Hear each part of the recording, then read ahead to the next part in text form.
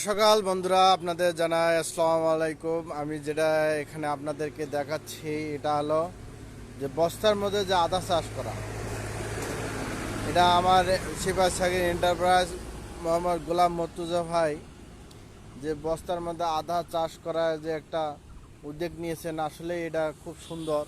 আপনারা দেখতেছেন এখান থেকে শুরু করে বস্তার মধ্যে আদা চাষ করতেছে আর কি। আসলেই এটা একটা লাভজনক, কারণ আপনাদের জায়গাও একটু কম লাগতেছে এবং চাষটাও আপনার আদাটাও ভালো হবে এখানে। আসলে আপনারা যারা আদা চাষ করতে চান বস্তার মধ্যে, আপনারা করুন, সঠিক নিয়মে ভালোভাবে করুন, আপনারা লাভবান হবেন, বুঝছেন? এটাই হলো আপনাদের বলার। আসলেই এই আদা চাষ করলে আপনাদের জায়গায় লাগাও কম এবং আপনাদের বেনিফিটও ভালো হবে। এটাই প্রত্যাশা করে আমি আমার কথাটা রাখতেছি।